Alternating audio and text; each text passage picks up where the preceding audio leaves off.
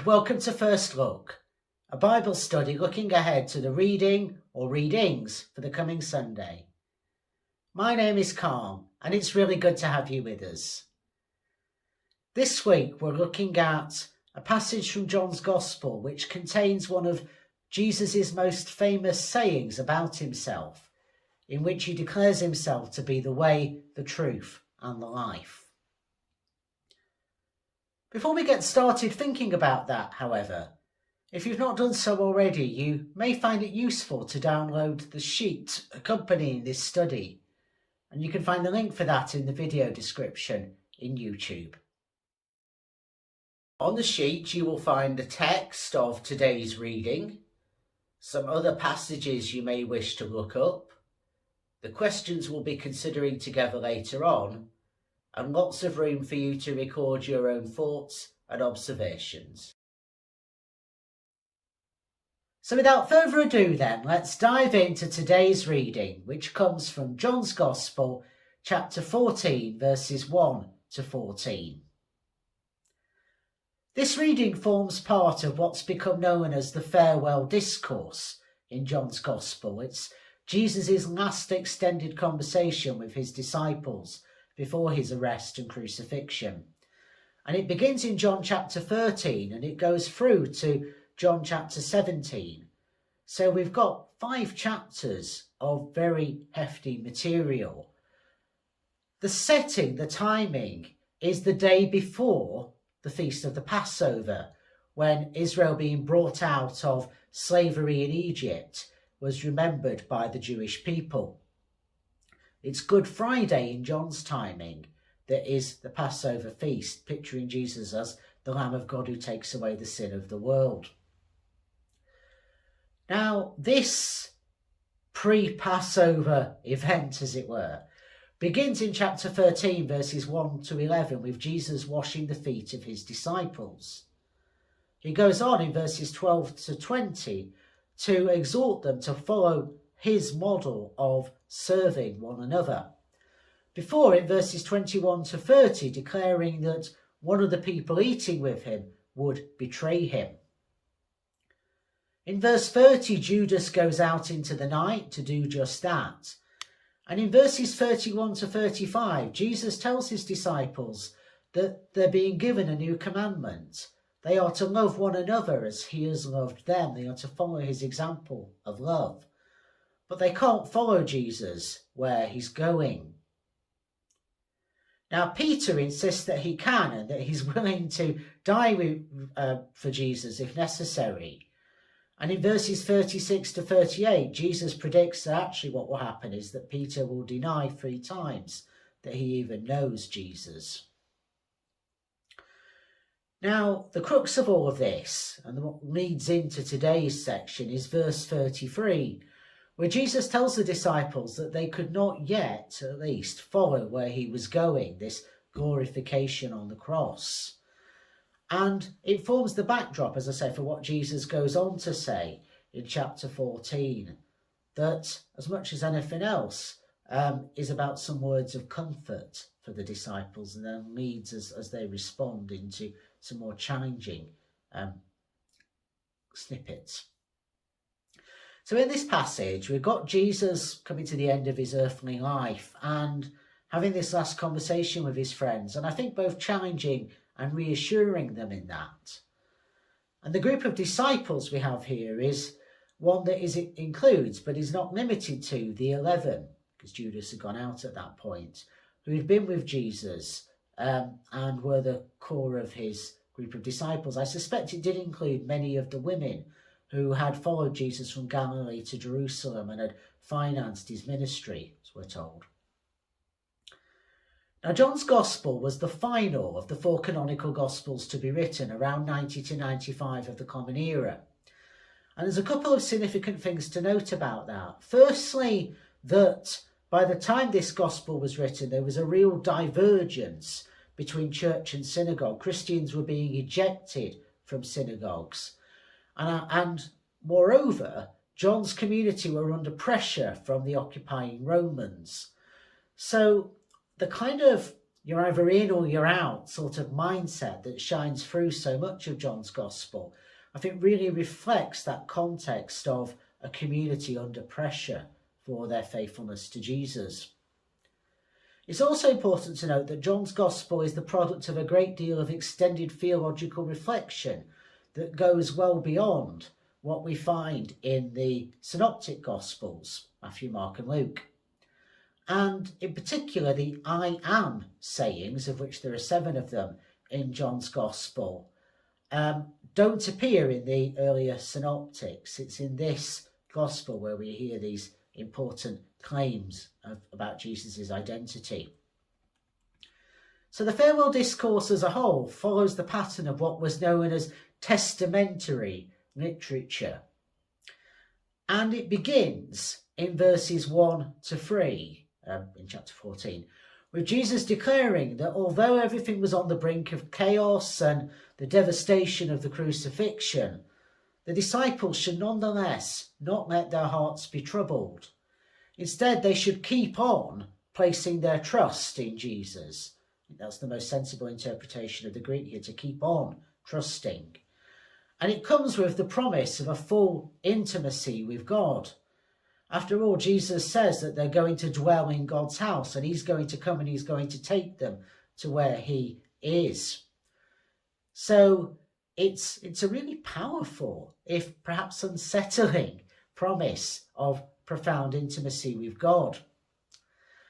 And when in verse 4, Jesus tells the disciples that they know where the place where he's going, Thomas responds with a pessimistic but actually quite fair question, essentially asking in verse 5, well, how can actually we be expected to know where you're going? We don't really understand what you're talking about. The response from Jesus brings forward a moment of judgment, of crisis in the Greek, for Thomas. And it begins with one of the I am sayings. In many ways, one of the most famous of all. I am the way, the truth, and the life.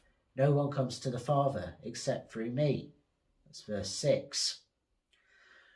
Well, it seems the disciples were groping around or stumbling around in the darkness looking for a path, a truth, a life. They were failing to see that stood in front of them in human form was the Word of God, capital W, made flesh, the way, the truth, the life in human form. And thus, I think, Jesus was calling Thomas and the other disciples into a future that was wholly dependent upon relationship with him and with God. Now, as I've already hinted at, we need to take seriously the context of John's Gospel was written in a context of real stress and struggle. There is a great deal of difference between that and the post-Christian culture which we inhabit as modern readers of this text.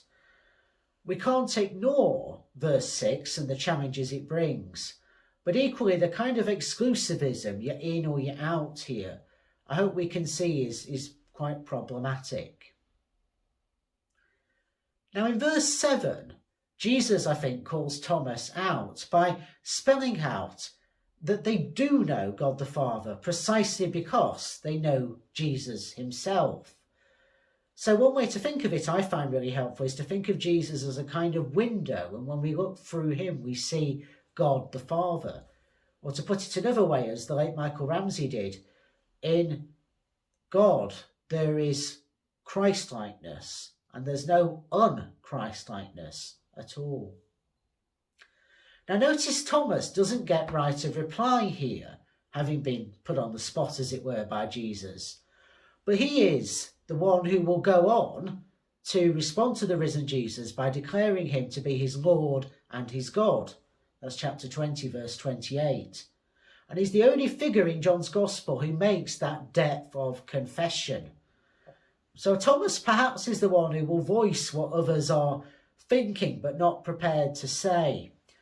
Yet at the heart of what he's about is a real depth of faith. And I say he makes that really beautiful and profound confession. In the next part of the reading, beginning in verse 8, it's like Philip, another one of the 12, picks up the baton, as it were, and he asks to see the Father so that he and his friends will be satisfied. Now Jesus responds by once again pointing out what was right in front of the disciples, but which they couldn't seem to see clearly. Philip, as we hear about in verse 9, doesn't again get the chance to respond.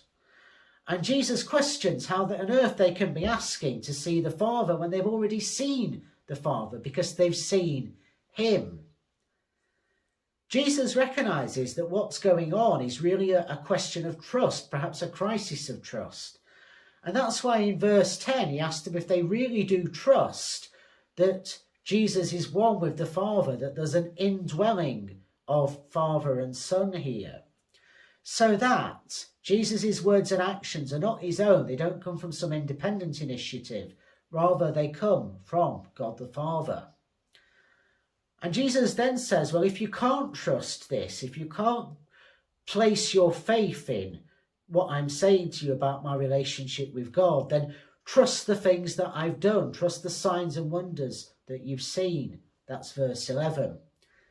Which is an interesting thing, because we see people, for example, in the raising of Lazarus in John chapter 11, seeing Jesus perform a profound and powerful sign and wonder, but yet nonetheless rejecting him, suggesting that seeing signs and wonders is not enough. So perhaps this is kind of at the absolute bare minimum. Jesus is saying, look at the works that I've done. Now in verse 12, he uses his standard formula for framing something when he really needs the disciples to take notice, saying, truly I tell you. Or perhaps to put it slightly differently, hey, listen up. And he gives them a promise that his departure from them, the thing they're clearly deeply dreading, is the very thing that will enable them to put greater things into motion than even Jesus himself has done, if they're willing to trust in him. And the promise of Jesus' ongoing support that's there in verses 13 and 14 is so that, as he says, the Father might be glorified in the Son. Now, it may be not easy for us to hear these words of promise to us, that God will do what we ask of God, if we've really prayed for something very deeply over a long period of time maybe, and it's not come about how we would have liked it to. And so perhaps in maybe finding ourselves sharing some of the confusion that the disciples display here as they really struggle to get their heads around this idea of the oneness between Jesus of Nazareth, the man in front of them, and God the Father, the creator of heaven and earth. Perhaps the most we can do is bring to God our honest and heartfelt desires, our questions, our uncertainties, and effectively therefore place our trust in God by maintaining that intimacy of relationship. I suppose you might say the bottom line here is that following Jesus, who is the way, the truth and the life, is not for the faint-hearted, and it's not easy. Nor is it easy to follow the commandment from chapter 13 and to love one another as God has loved us. So this is not an easy passage to get our heads round. It's got some verses that either may be really important to us or may make us really kind of wonder and struggle and have to wrestle with what's going on. But it's got, I think, also some interesting examples of the responses of the disciples. And I personally draw some comfort from the thought that even those who had an in-person relationship with Jesus, as it were, as Jesus fully in human flesh, still struggled to get their head around who he was and why he mattered. With all of that in mind, we now turn to our questions for this week.